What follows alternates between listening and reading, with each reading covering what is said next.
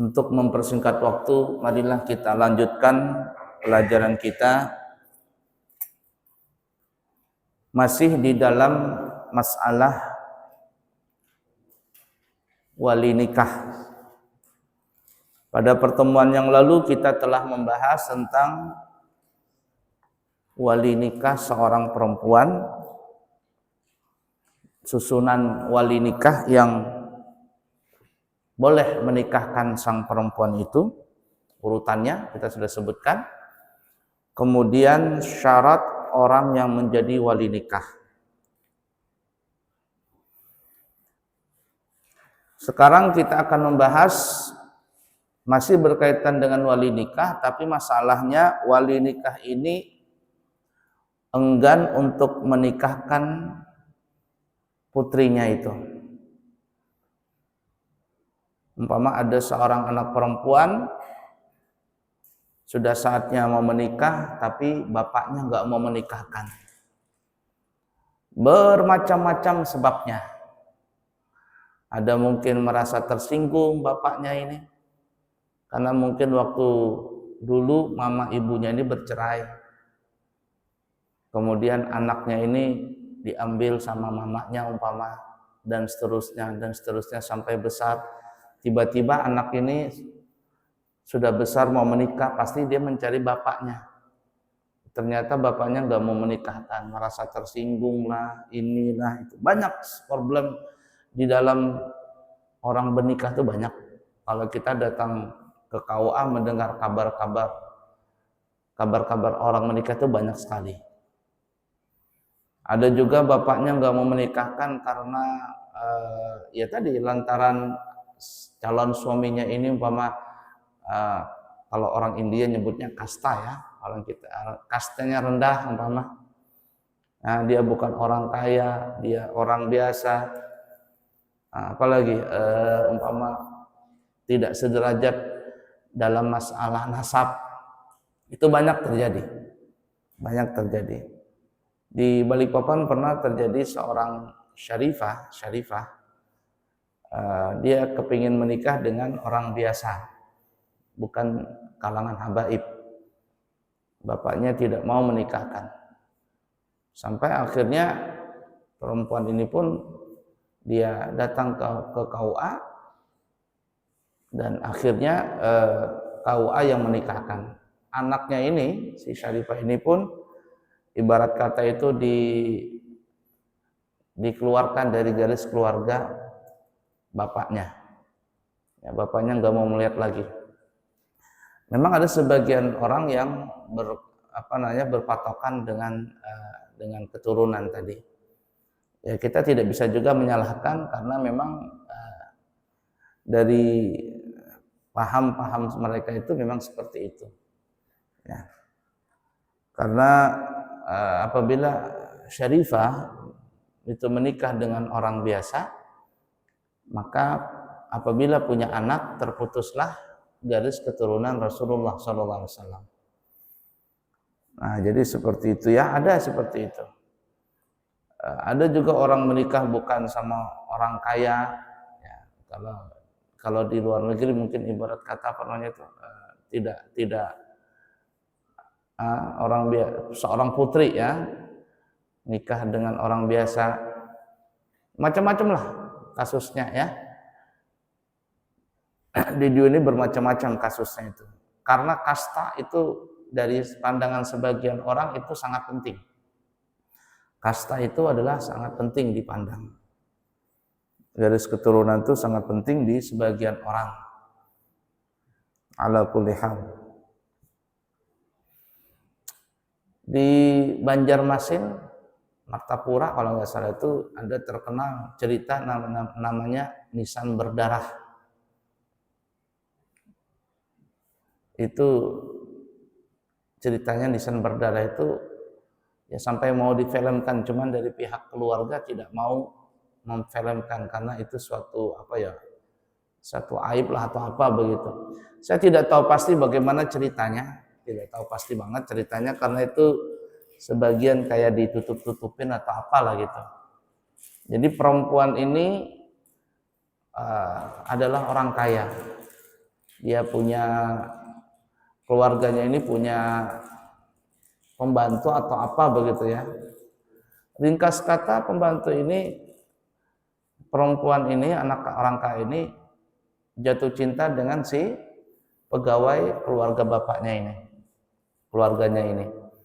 Nah, cuman ibarat kata ya mereka saling mencintai, namun keluarga tidak merestui. Nah, keluarga perempuan ini tahu tentang masalah itu. Kemudian untuk memisahkan percintaan mereka, kasih sayang mereka, kasih cinta mereka, keluarga si perempuan ini mempekerjakan si pembantunya ini, si anak laki-laki ini ke mana namanya, ke dalam gitu ya, ke dalam hutan atau apa ya, dia punya kebun karet atau apa begitu di seberang sungai atau apa, zaman bahari nih, zaman bahari. Sampai suatu malam ada pesta di rumahnya si perempuan ini. Si laki-laki ini mengetahui, tidak tahu ada apa pesta itu ya, karena lihat dari jauh saja. Nah, ternyata si perempuan ini dinikahkan bapaknya secara paksa dengan ya orang kaya atau apa seperti itu. Lalu apa yang terjadi? Si laki-laki ini pun jar orang Banjar merista diri. Nah, karena tidak direstui, dia sedih, sakit hati dan seterusnya, sakit-sakitan sampai akhirnya meninggal dunia. Wah, itu makanya kata orang ya, kata sebagian ulama, musibah yang paling besar itu adalah kalau cinta itu tidak tersampaikan. Itu besar banget itu musibah itu. Ya, bagaimana tuh orang kaya apa kalau cintanya itu tidak tersampaikan, aduh sakit hatinya luar biasa. Jadi kalau orang ini kalau sudah jatuh cinta luar biasa. Ya. Kalau sudah cinta itu kemudian tidak tersampaikan atau tidak tidak sampai cintanya itu bertepuk sebelah tangan kah atau kedua-duanya bertepuk tangan tapi tidak direstui, wah itu luar biasa sakit hatinya. Musibah yang paling besar itu, salah satu musibah besar adalah seseorang yang jatuh cinta tapi tidak bisa tersampaikan cintanya itu. Ringkas kata, si laki-laki ini pun meninggal dunia karena orang Banjar merista diri, cintanya tidak direstui. Nah, sampai akhirnya si perempuan ini duduk di depan rumahnya atau apa begitu ya, lewatlah jenazah ini, jenazah si laki-laki ini yang dia cinta ini, lewat di depan rumahnya, diusung sama orang.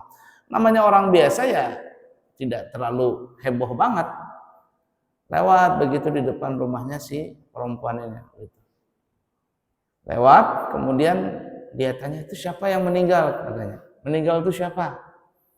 Katanya si Anu, saya lupa namanya siapa ya, namanya itu siapa, meninggal si Fulan katanya. Oh, si perempuan ini sakit hati juga karena kekasih yang dia cintai meninggal juga. Mengurung diri begitu sampai akhirnya dikubur, nisannya sudah dipasang dan semuanya. Tidak tahan lagi perempuan ini, kemudian dia pun mengejar mas datang ke kuburan. Langsung entah bagaimana kata sebagian orang itu, mungkin dia karena terhipnotis atau sudah histeris dan sebagainya, dia melihat kuburan ini adalah seperti si laki-laki tadi.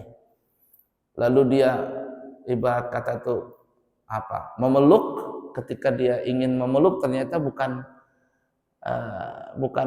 orangnya yang dipeluk, ternyata dia memeluk meloncat gitu lah. Batu nisan tertancap di badannya dia. Akhirnya meninggal perempuan tadi, dan yaitu sampai dijadikan kisahnya nisan berdarah. Saya kira itu film hantu kapan rasanya, enggak juga. Ya, itu karena cinta tertolak, tidak direstui oleh orang tuanya. Nah, itu luar biasa begitu cintanya ya. Nah, memang itu kata ulama musibah yang paling besar. Salah satu musibah yang paling besar apabila seseorang jatuh cinta tapi cintanya itu tidak tersampaikan. Wah, itu luar biasa, itu pusing sekali. Makan nggak mau makan, minum apa pokoknya nggak bisa sudah. Itu luar biasa. Makanya hati-hati meletakkan cinta ini. Ya, meletakkan cinta ini, kalau sudah cinta itu sudah tertanam, sudah luar biasa. Ya. La ilaha illallah. Itu nisan berdarah. Mau difilmkan itu katanya Bahar itu mau dibikin film, cuman pihak keluarga nggak mau terima. Karena ibarat kata itu seperti aib lah bagi keluarga, karena ya tadi si keluarga tadi tidak mau merestui pernikahan si putrinya tadi. Buya Hamka kan pernah juga bikin film itu, bikin buku cerita sampai difilmkan apa namanya itu, Di Bawah Naungan Ka'bah. Pernah nonton filmnya atau pernah baca? Nah itu ramai juga kisah percintaan. Ya, di bawah naungan Ka'bah. La ilaha illallah. Baik, seorang wali keberatan atau enggan menikahkan putrinya, bagaimana hukumnya? Apabila seorang perempuan telah meminta kepada keluarganya, kepada walinya atau orang tuanya ya, untuk dinikahkan dengan seorang laki-laki yang sekufu. Artinya laki-laki ini sudah benar, akhlaknya baik, keluarganya baik, dia semuanya pas lah, sekufu itu sudah pantas selevel dengan perempuan ini. Tidak ada sesuatu yang menjadikan orang tua ini enggan untuk menikahkannya. Ya, semuanya baik. Apa yang melarang si wali tadi untuk mencegah anaknya menikah dengan laki-laki ini? Ya. Tetapi si wali tadi keberatan dan tidak mau menikahkan putrinya dengan laki-laki itu tanpa alasan apapun juga. Ini disebut namanya wali udul. Wali udul. Entah apa sebabnya. Kata bapaknya, aku nggak suka dengan laki-laki itu. Apa kamu itu? Padahal laki-lakinya baik, keluarganya baik, ibarat kata sudah bekerja, anaknya saleh. Tidak ada satu aib yang bisa mencegah si laki-laki ini menikah dengan putrinya. Cuman karena mungkin atau apalah begitu, bapaknya tidak mau menikahkan. Beda kalau seandainya si laki-laki ini umpama laki-laki ini nggak baik, atau apa umpama laki-laki ini pemabok lah atau apa begitu. Dari wataknya, dari sifatnya si laki-laki ini memang tidak pantas untuk menjadi suaminya anak putrinya tadi.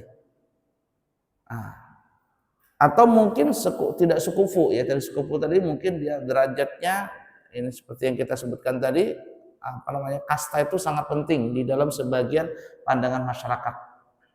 Ya, dari pandangan masyarakat itu sangat penting. Dan kita tidak bisa menyalahkan karena memang sebagian orang mementingkan masalah itu karena untuk urusan nasab. Untuk urusan nasab. Nah, kita kembali. Jadi bapaknya ini tidak ada alasan untuk tidak menikahkan putrinya dengan laki-laki ini. Maka kalau dalam kasus seperti ini, si hakim boleh, maksudnya seorang hakim boleh mengambil alih sebagai wali hakim. Nah, sedangkan wali yang dari keluarganya atau bapaknya tadi disebut namanya wali udul. Wali udul, arti udul itu ya tadi bapaknya tidak mau menikahkan putrinya dengan laki-laki tadi tanpa ada alasan apapun juga.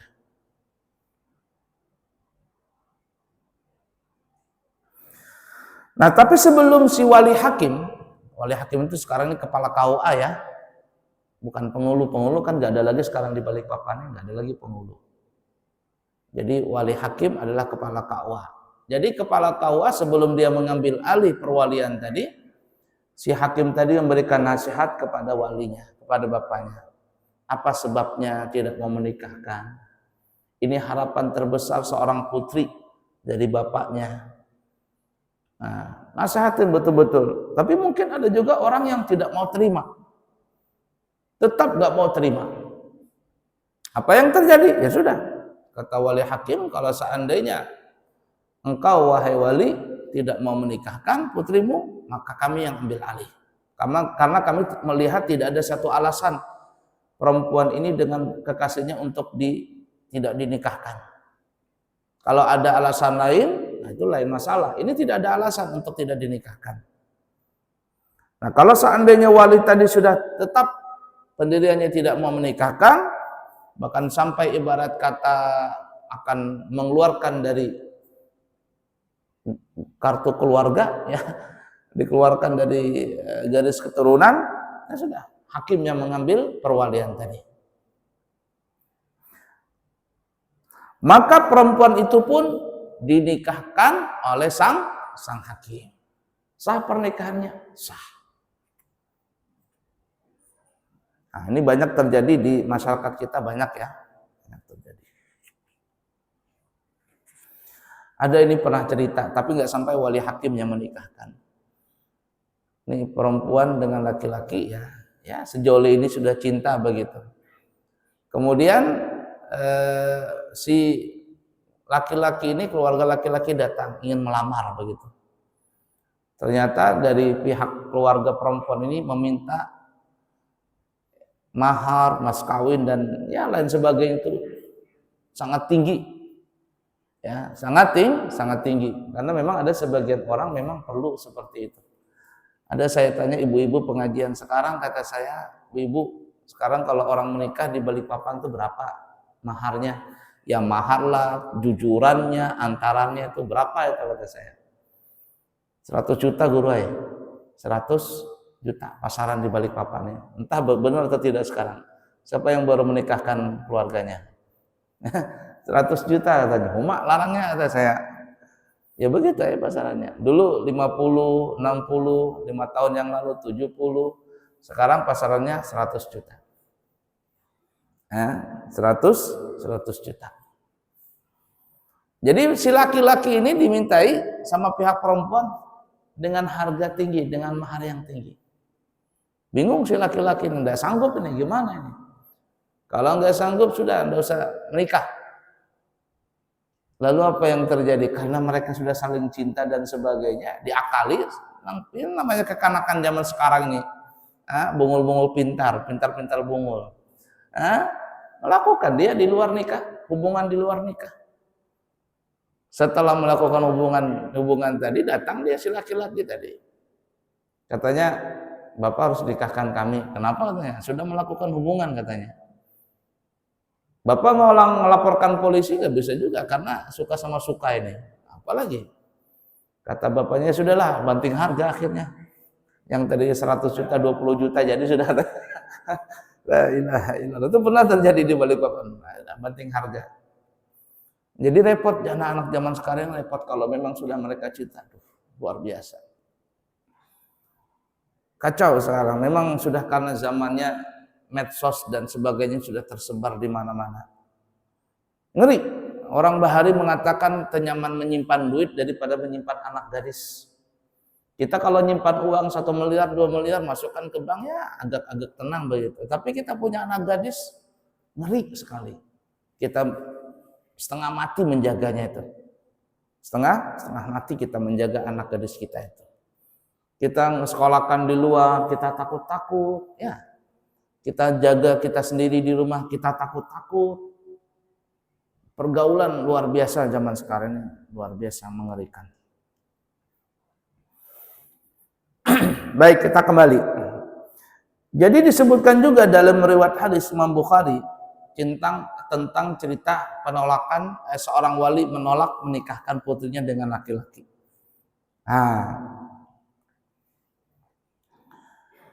Disebutkan dalam riwayat hadis riwayat Ma'qal bin Yasar.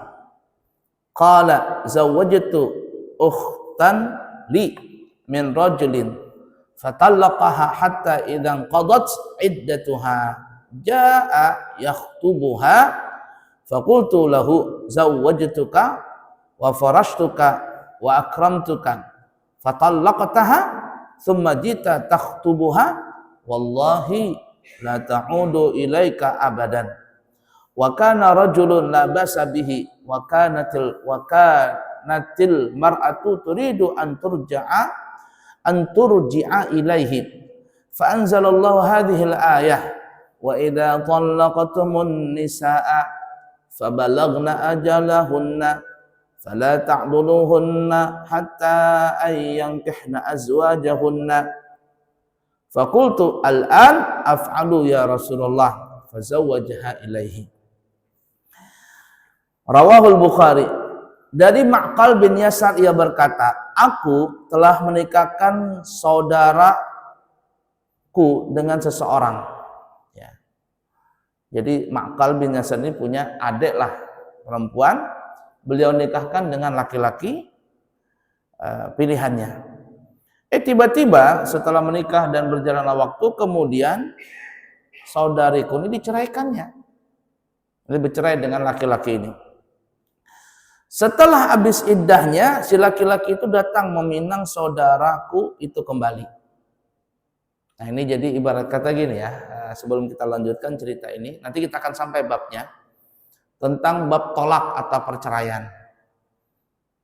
Jadi cerai itu, yang memegang kuasa adalah laki-laki, yakni suami. Dan perceraian ini yang dipegang oleh suami itu diberikan sampai 2 kali perceraian yang bisa kembali, dan 1 perceraian yang ketiga yang laki-laki itu tidak bisa kembali kecuali berzina buta. Biar orang Banjar berzina buta.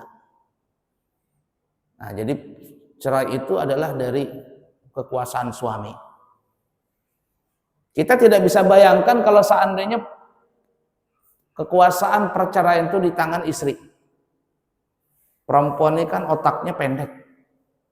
Dia nggak pakai hati, dia pakai perasaan dia. Terkadang perempuan itu sedikit masalah minta cerai sama suaminya. Ceraikan aku, ceraikan aku. Itu perempuan itu. Sering sekali seperti itu perempuan. Mau yang ngerti agama, apalagi yang nggak ngerti agama. Dikit-dikit minta cerai, dan sebenarnya perempuan yang minta cerai dengan suaminya tanpa ada alasan syar'i, maka si perempuan ini berdosa besar. Ini perhatikan ini ya. Jadi pentingnya perempuan itu mengerti tentang bab pernikahan. Jadi bukan hanya suami yang belajar tentang menikah, tentang berumah tangga. Perempuan itu penting sekali. Bahkan perempuan yang lebih penting untuk belajar bagaimana dia menjaga pernikahan itu supaya tidak terjadi perceraian. Nah, jadi perempuan itu sering tuh minta cerai, dikit masalah minta cerai. Wah, kemudian macam-macam lah masalah itu. Nah, coba bayangkan kalau perceraian itu diberikan kepada seorang perempuan, habis setiap hari mungkin ada perceraian. Mungkin setiap hari ada perceraian, tapi bagaimanapun perempuan itu minta ceraikan dengan suaminya, selama suami tidak mengatakan cerai, itu tidak terjadi perceraian. Nah, jadi perceraian ini, kata-kata cerai itu dari pihak laki-laki. Nah, juga ada laki-laki yang bodoh, nggak ngerti agama, sedikit kelahi, keluar kata-kata cerai. Sedikit kelahi, keluar kata-kata cerai. Kalau seorang suami mengatakan cerai dengan istrinya, selesai sudah. Jadi talak 1. 2 kali berkata, talak 2. 3 kali berkata, talak 3, selesai sudah.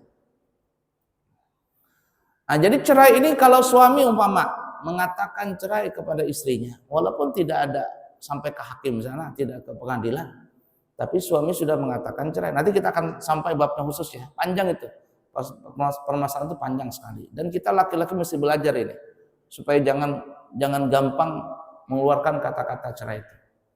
Jadi kalau seandainya terjadi perceraian, seorang laki-laki, seorang suami menceraikan istrinya, jatuhlah talak 1. Berapa iddahnya perempuan ini? Yaitu salah satu quru, 3 kali bersih. Kalau di KUA itu kurang lebih 90 hari. Jadi kalau seandainya suami itu menceraikan istrinya di bulan Januari umpama, dalam keadaan bersih. Januari bersih. Bersih itu maksudnya suami menceraikan bukan dalam keadaan haid si perempuan itu. Bersih, terhitung 1 nih. Kemudian Februari perempuan itu haid. Ya, haid. Nah, nih.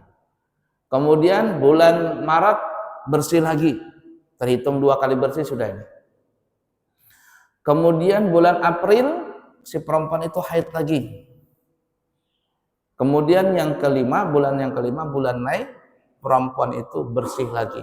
Maka di bulan kelima, hari pertama dia bersih, ini yang disebut salah satu quru, 3 kali bersih. Selesailah iddahnya perempuan itu. Selesailah iddahnya perempuan itu kalau si laki-laki atau suaminya menceraikan talak 1 atau talak 2 tadi. Apa maksudnya? Nah, perempuan yang diceraikan oleh suami talak 1, talak 2, itu statusnya perempuan itu, ingatin ya, perempuan itu statusnya masih ibarat kata istrinya dari suaminya itu. Alias, walaupun dalam status tidak ada hubungan lagi dalam pernikahan, tetapi sang suami ini wajib memberikan nafkah kepada sang istri ini. Kalau ibarat kata umpama sebulan itu umpama 5 juta, sang suami ini memberikan 5 juta selama 3 kali bersih itu. Ya, memberikan pakaian apa selama itu dalam perceraian itu. Ini masih istri ini masih ibarat kata itu apa ya? Masih terkait lawan suami. Sehingga si perempuan ini selama masa iddah dia tidak boleh menikah dengan laki-laki lain. Jadi masih hak suami itu. Arti hak itu artinya adalah sang suami ini boleh mengembalikan, bahasa kitanya rujuk, ya, bahasa istilah zaman sekarang, boleh merujuk istrinya tanpa pernikahan selama masih dalam iddah. 3 kali bersih. Kalau di KUA itu hitungannya 90 hari. Karena orang haid diambil yang paling lama, orang haid paling lama berapa hari? 15 hari. Perempuan bersih paling cepat berapa? 15 hari. Ya, jadi kalau 15 dikali berapa tuh? Kali 6 berapa? Berapa 15 kali 6? Ya, hitung sendiri. Nah, 90 hari. Jadi diambil masa haid yang paling lama 15 hari. Masa bersih paling cepat perempuan adalah 15 hari. Jadi 15 kali 6. 90 hari. Nah, apabila sang suami ini menceraikan istrinya talak 1 tadi, kemudian masih diiddah setelah sebulan 2 bulan gitu, aduh ternyata enakan istri yang lama katanya. Ngomel-ngomelnya istri ternyata itu adalah satu kerinduan. Nah, kan ada memang suami itu aneh juga, suami itu ada yang suka istrinya marah-marah. Aku istri itu kalau nggak marah-marah pusing katanya. Lebih baik marah-marah istrinya di rumah itu. Hidup perusahaan di rumah itu. Tapi kalau istrinya diam begitu, udah enak juga. Makanya coba kita nih ya, tanyakan aja sebagian orang. Kalau istrinya biasa suka marah-marah, ngomel terus begitu kan ya. Suatu hari istrinya nggak mau ngomel, diam begitu. Ini suaminya bingung. Kenapa istriku nggak marah-marah? Datang tuh, Mak, kenapa sih hari nggak marah-marah? Ada apa sih? Aku suka mama marah-marah katanya daripada nggak marah-marah. Aneh juga itu laki-laki. Nah, ternyata kalau dia nggak marah itu berarti marah banget tuh. Kalau perempuan tuh ya, kalau dia sudah diam, berarti marah banget dia sudah tuh. Nah, ya dia sudah nggak ngomong lagi, itu marah banget sudah perempuan itu. Tapi kalau dia masih ngomel-ngomel, alhamdulillah. Jadi akhirnya maksudnya kita kembali ke awal tadi. Jadi kalau seandainya suami tadi merasa aduh ternyata menyesal bercerai ini, baru 2 bulan menyesal, sang suami pun mendekati istrinya lagi.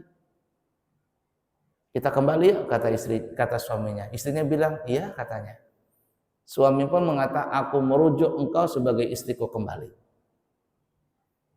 Maka ketika rujuk ini tidak perlu pakai pernikahan. Ini kalau seandainya tidak sampai ke hakim ya, tidak sampai ke hakim. Suami cukup mengatakan aku rujuk engkau sebagai istriku kembali. Selesai. Jadi istrinya kembali dah. Tapi sudah berlaku talak berapa? Talak 1. Ternyata terjadi lagi perceraian. Ini ada satu artis dangdut Bahari. Pernah tahu ceritanya? Sampai 2 kali bercerai. 2 kali bercerai ya. Terjadi lagi percekcokan, cerai lagi. La ilaha illallah. 2 kali bercerai. Masih iddah juga, diberikan masa iddah selama 3 kali bersih. Kemudian tiba-tiba ya begitu lagi. Kepingin rujuk lagi kedua kali. tetapi masih dalam iddah. Maka si laki-laki ini boleh merujuk istrinya sebagai istrinya kembali tanpa pernikahan. Tanpa pernikahan kembali. Sudah, rujuk kembali boleh. Selama masih iddah, si perempuan itu belum berakhir. Tapi kalau seandainya terjadi perceraian yang ketiga kali, apa yang terjadi? 3 kali perceraian. Biar masih dalam masa iddah, sang suami ini, suami istri tidak bisa kembali lagi. Tidak bisa kembali lagi kecuali jar orang Banjar becina buta. Apa tuh becina buta? Si perempuan ini menyelesaikan iddahnya dulu dari suami yang pertama, 3 kali bersih kalau dia normal. Kemudian si perempuan ini menikah lagi dengan laki-laki lain. Kalau seandainya terjadi perceraian si perempuan ini dengan laki-laki yang kedua, lalu dia menjadi janda lagi, kemudian iddahnya si perempuan ini selesai dari laki-laki yang kedua, dari suami yang kedua, baru sang suami ini boleh menikah lagi kepada mantan istrinya ini. Kalau tidak begitu, tidak sah pernikahannya. Itu jar orang Banjar becina buta. Loh, kenapa seperti itu? Ini sebagai hukuman bagi laki-laki. Jangan mudah untuk mengucapkan kata-kata cerai. Nah, itu tuh. Ini pernah terjadi, mungkin ada beberapa bulan yang lalu. Ya. Orang datang ke saya. Dia cerita tentang perceraian antara dia dengan suaminya. Sudah talak 1, talak 2, talak 3 terjadi. Tapi nggak pernah ke hakim. Nggak pernah ke hakim, cuman bercerai itu aja. La ilaha illallah, gimana guru katanya ini? Kata saya, coba tanya dengan guru yang lain, apa hukumnya? Tanya dengan ulama yang lain. Semuanya rata-rata mengatakan tidak bisa kembali lagi, mesti becina buta. Bapaknya ini, suaminya ini kepingin kembali lagi dengan istrinya. Istrinya pun juga kepingin kembali, cuman karena bapaknya ini, maksudnya suaminya terlalu keras. Kalau sudah marah tuh nggak, ibarat kata kayak kesetanan sudah. Nggak ngerti gimana. Akhirnya sudah, kata suaminya, kamu kawin lagi lah dulu. Si perempuan ini, aku jijik katanya kalau nikah dengan yang lain katanya. Artinya si perempuan ini masih sayang dengan suaminya. Suami itu memang pemarah guru ajarnya, cuman begitu sifatnya. Kita biasa aja sudah paham aja, anak-anak paham juga. Cuman kalau dia sudah marah tuh terkadang kesetanan tuh mengucapkan kata-kata cerai dan sebagainya. 3 kali sudah ini. Akhirnya gimana? Datang ke saya, minta carikan suami. Gimana cari suami? Cari siapa yang mau nikahin ibu ini? Aduh, bingungnya setengah mati. Suaminya juga mengancam kalau seandainya selesai iddahnya, kalau seandainya tidak menikah, nikah juga dengan laki-laki lain. Jar suaminya, aku menikah lagi jar ya. Sampai setahun lewat, akhirnya si perempuan ini selesai iddahnya juga tidak menikah. Ada yang mau menikahin dia. Cuman ya tadi perempuan ini rasanya nggak bisa gue ulun menikah dengan laki-laki lain. Apalagi cuman ibarat kata sebulan 2 bulan bercerai aja, aduh kayaknya gimana begitu. Aku rasa jadi perempuan yang kurang baik begitu. Sampai selesai iddahnya, ya sudah. Menjadilah si perempuan ini menjadi talak 3 tadi. Suaminya pun pergi ke Banjar menikah lagi. Ya sudahlah, katanya bercerai begitu saja sudah. Itu repotnya kalau orang becina buta. Baik, kita kembali ke tadi masalah perceraian ya. Jadi kalau talak 1, talak 2, selama perempuan itu masih di masa iddahnya, sang suami ini masih berkewajiban untuk menafkahi istrinya itu. Menafkahi istrinya. Dan boleh merujuknya. Dan perempuan ini tidak boleh digoda-goda oleh laki-laki lain, apalagi sampai menikah. Mantan suami masih ganteng ini, itu boleh melarang istrinya untuk berpenampilan menarik laki-laki lain. Karena itu masih status suaminya. Masih menjadi istrinya tadi, masih status istrinya suami tadi. Tapi kalau seandainya iddahnya perempuan ini setelah selesai, talak 1 nih, berjalan ibarat kata tadi berapa hari? 90 hari sampai 100 hari. Lewat 90 hari sampai 100 hari. Ternyata si suami ini masih mencintai istrinya. Tapi selesai iddahnya sudah. Selesai iddahnya. Apakah bisa merujuk suaminya ini? Jawabannya bisa. Tapi dengan cara nikah baru. Alias pakai wali nikah, pakai saksi 2 orang, pakai mahar, kalau bisa pakai pesta lagi ya, berpesta lagi itu. Nah, itu tuh wajib seperti itu. Kenapa? Karena iddahnya sudah selesai. Ada orang seperti itu, kasus seperti itu ada. Setelah bercerai begitu lama, begitu si perempuan juga nggak menikah, si laki juga nggak menikah, ketemu lagi dengan mantan. Tiba-tiba timbul rasa cinta lagi, bahar itu yang dulu berumah tangga masih ingat. Lalu bercocok-cocokan lagi, ya sudahlah yang dulu biarlah berlalu, kita memperbaiki diri masing-masing. Lalu menikah lagi, ada menikah lagi, kembali dalam pernikahan itu. Paksa menikah baru, berwali nikah, memahar, bersaksi, berpesta pula.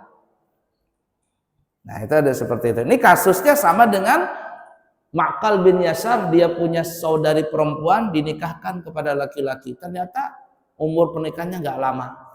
Bercerai. Selesai iddahnya si perempuan ini, laki-laki ini datang kepada Ma'qal bin Yasar. Lalu laki-laki itu datang, meminang saudaraku kembali. Aku katakan kepadanya, aku telah menikahkan engkau dengan segala hormat. Nih. Ingatin nih, ini saudariku aku pernah nikahkan kepadamu secara hormat. Artinya secara baik dan sebagainya. Tapi apa? Engkau menceraikannya. Ibarat laki-laki bagaimana sakit hati nih. Aku sebagai saudaranya sakit hati aku. Sekarang engkau datang untuk meminangnya kembali. Selesai iddahnya engkau datang ini. Kata Ma'qal bin Yasar, demi Allah, aku tidak akan mengembalikan saudariku kepadamu. Alias aku tidak mau menikahkan dia kepadamu lagi. Sebenarnya keadaan laki-laki itu sudah jadi baik. Mungkin kalau dulu agak gimana begitu ya. Mungkin ekonominya kurang baik, mungkin kelakuannya tidak baik. Ternyata setelah bercerai, laki-laki ini introspeksi jadi baik lagi. Dan sebenarnya saudarinya Ma'qal bin Yasar ini masih menginginkan kembali dengan suaminya, masih ada benih-benih cinta itu masih ada. Nah, terjadilah kisah ini, maka Allah Subhanahu wa taala menurunkan ayat dalam surah Al-Baqarah ayat 232 yang kita sebutkan tadi. Surahnya tadi ya. Dan apabila engkau telah menceraikan perempuan, kemudian habis iddahnya, maka janganlah engkau keberatan menikahkan mereka dengan bekas suaminya lagi. Ini ayat turun tentang kasusnya Ma'qal bin Yasar dengan saudarinya yang bercerai dengan suaminya. Dalam ayat ini Allah katakan bahasa kitanya, kalau ada perempuan telah bercerai dan iddahnya selesai, kemudian laki-lakinya datang kembali untuk menikah perempuan itu, maka jangan kau cegah.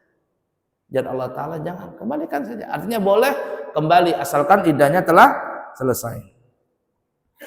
Nah, Ma'qal berkata, sekarang aku pun menikahkan mereka ya Rasulullah. Jadi setelah ayat itu turun, lalu Ma'qal bin Yasar berkata kepada Rasulullah, ya Rasul, maka aku menikahkan putriku kembali, saudariku kembali kepada suaminya itu.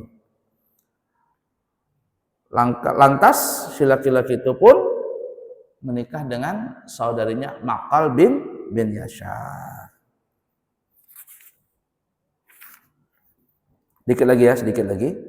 Riwayat hadis Daruqutni an Aisyah qalat qala Rasulullah sallallahu alaihi wasallam la nikaha illa biwaliyin wa syahidai adlin fa in tasyajaru fa sultanu waliyyu man la waliyya lahu. Ini yang terpampang di kantor KUA ini. Di kantor KUA ini terpampang hadis ini.